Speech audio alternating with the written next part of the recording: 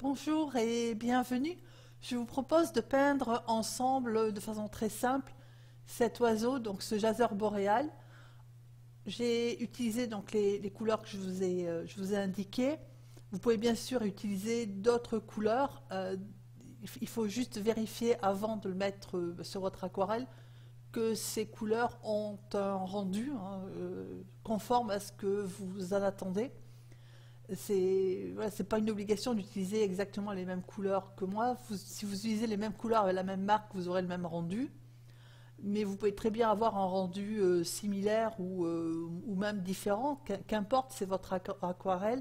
Donc c'est bien de, enfin je veux dire, faut vous dire que c'est votre aquarelle et que donc au niveau des couleurs, c'est vous qui êtes maître de vos couleurs et de votre pinceau. Donc si vous n'avez pas tout à fait les mêmes couleurs, c'est pas un souci, hein. Il faut juste vérifier avant sur un brouillon que vos couleurs sont en harmonie les unes avec les autres. Alors sinon, donc on peint dans l'humide, c'est-à-dire qu'on humidifie un petit peu l'oiseau et en plus après, pardon, on y pose les couleurs euh, qui vont servir en fait de base à l'oiseau, c'est-à-dire le jaune, ensuite donc le quinacridone, ensuite le rouge quinacridone, donc tous les deux de Sennelier, ensuite la terre d'ombre naturelle de chez Sennelier aussi, et pour l'instant c'est tout au niveau des couleurs. Les nuances qu'on a, c'est, vous voyez que elles s'obtiennent en mélangeant tantôt un petit peu de rouge avec la terre d'ombre, tantôt le jaune avec la terre d'ombre, tantôt le rouge avec le jaune. Par contre, vous remarquez que la consistance, c'est la consistance de la peinture qui sort du tube. C'est ce qui me permet de travailler dans l'humide très facilement. Parce que en fait, la peinture, je travaille avec la peinture qui est relativement épaisse et ensuite je la diffuse sur la surface que je suis en train de peindre. Alors, par contre, ce que je suis en train de faire, ce que j'ai fait là au Vapo, il faut faire attention quand vous le faites, parce que forcément, ça diffuse la peinture. Il faut pas vaporiser de trop près. Alors, j'avais essayé, parce que dans mon idée, je voulais faire le noir comme je fais d'habitude, puis je me suis dit que je voulais faire quelque chose de simple. Et puis, j'avais acheté une petite boîte de 8 à 10 tubes, je ne sais plus, de Sennelier, parce qu'un jour j'étais un peu en panne. Et donc, dans cette boîte, il y a un tube de noir qui s'appelle Noir Ivoire. Et je me suis dit que j'allais l'utiliser, donc c'est ce que je viens de faire là. Alors, ensuite, cet oiseau, il est perché, hein, il est sur des baies. Et je me suis dit que pour changer un petit peu, et puis pour faire quelque chose aussi d'un peu plus entre guillemets un peu plus moderne et puis un peu plus dynamique surtout. Je me suis dit qu'au lieu de peindre les baies comme j'avais fait pour le chardonneret, hein, bien délicatement l'une après l'autre, on allait faire un petit peu des projections et donc mélanger aussi un petit peu les couleurs hein, du fond avec donc le ciel que j'ai mis en bleu céruléen. Voilà, mais vous pouvez prendre n'importe quel autre bleu à partir du moment où il s'accorde évidemment avec les couleurs posées. Et donc pour faire le ciel, j'ai vaporisé, c'est-à-dire que tout le papier n'est pas mouillé. Hein, j'ai vaporisé et ensuite j'ai posé le bleu, vous avez vu de façon un peu aléatoire, donc c'est pour ça qu'il c'est pas bleu partout et c'est pas bleu partout de la même façon. Et ensuite, donc, de l'autre côté, alors, ce que je viens de faire, c'est un peu plus délicat, c'est pour ça que je n'ai pas vaporisé d'abord et fait mes projections, parce que ça touche l'oiseau, et l'oiseau, bah, il est en train d'être peint.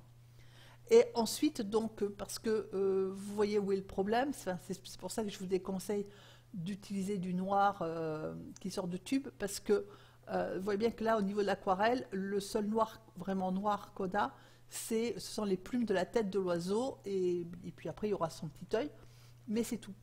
Et c'est pas suffisant pour créer une harmonie dans l'aquarelle. C'est pour ça que le noir, en fait, je vais le mélanger. Là, ce que je suis en train de peindre, c'est le noir et la terre d'ombre mélangés.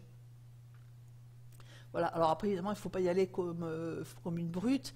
Il faut, vous voyez comment je mélange, c'est-à-dire qu'en fait, je modifie mes couleurs au fur et à mesure, parce que forcément, il est bien évident que le noir par rapport à la terre d'ombre le noir prend le pas sur la terre d'ombre. Donc il faut y aller relativement délicatement, de manière à ne pas avoir une couleur trop foncée. Là c'est pareil, si vous regardez, ça ombre à peine l'oiseau.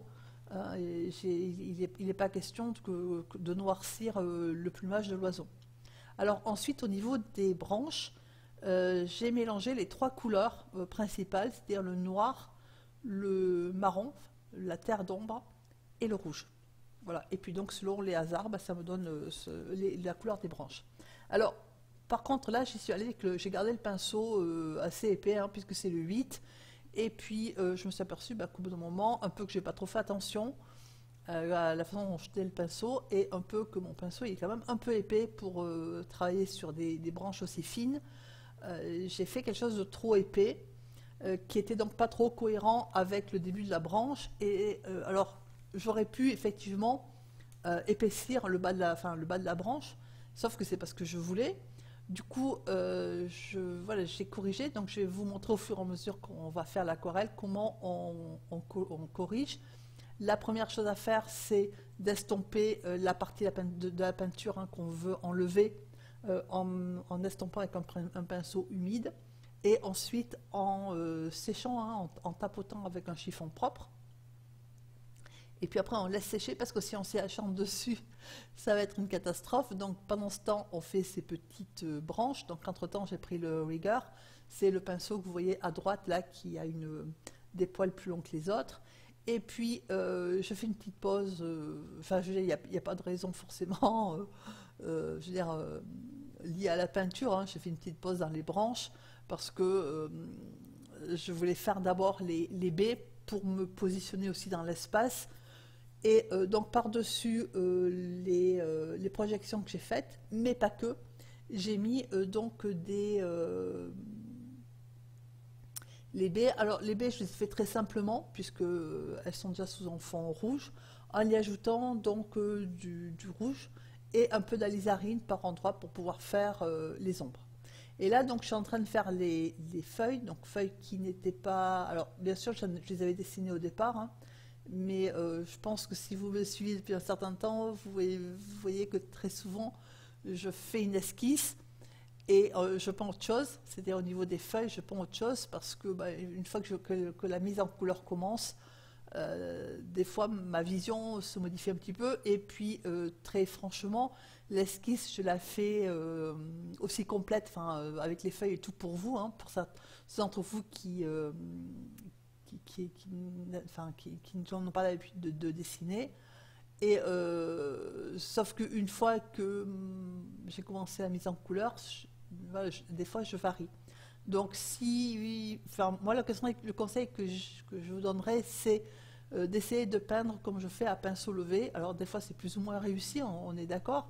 Même moi, hein, il y a des fois, je veux dire, je fais des choses qui sont pas forcément, elles sont pas toutes à 100% exactement comme je voudrais. Mais ça a pour avantage que c'est en forgeant, hein, qu'on devient forgeron, et c'est en peignant qu'on s'améliore. Donc si vous ne faites pas une feuille parfaite, entre guillemets, c'est pas grave, elle sera mieux la prochaine fois. Mais je pense que c'est important de s'entraîner, hein. Alors évidemment vous pouvez vous entraîner à les faire au brouillon, mais je pense que c'est important de laisser aussi à un moment donné suivre le pinceau, hein, suivre sa main et avoir des gestes intuitifs. Donc peut-être que les premières feuilles, elles seront peut-être moins bien que ce que vous espériez, mais au fur et à mesure, elles seront de plus en plus jolies. Alors ensuite, une fois qu'on a fait les feuilles, que ça nous plaît, tout ça, il y a les nervures à faire. Il faut évidemment les raccrocher aux branches, compléter certaines branches, et ensuite il faut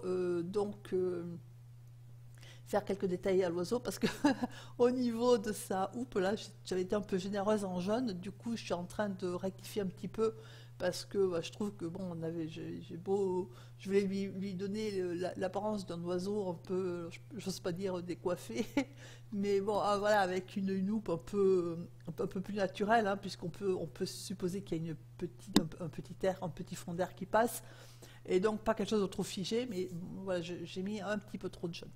Donc ensuite, au niveau des finitions, soit vous laissez comme ça, soit vous pouvez finir comme ce que je suis en train de faire au feutre. Faire quelques petits détails au feutre, par exemple une partie des baies, par exemple l'œil de la bestiole, par exemple, voilà, pourquoi pas quelques feuilles. C'est vous qui choisissez, c'est votre aquarelle. Et ensuite, on met un petit peu de blanc, hein, de titane ou de gouache au niveau du bec, là, puisque je trouvais que c'était pas assez blanc. Voilà, je vous remercie d'avoir suivi cette vidéo. Je vous remercie des likes et des commentaires. Et je vous souhaite une excellente journée. À très bientôt.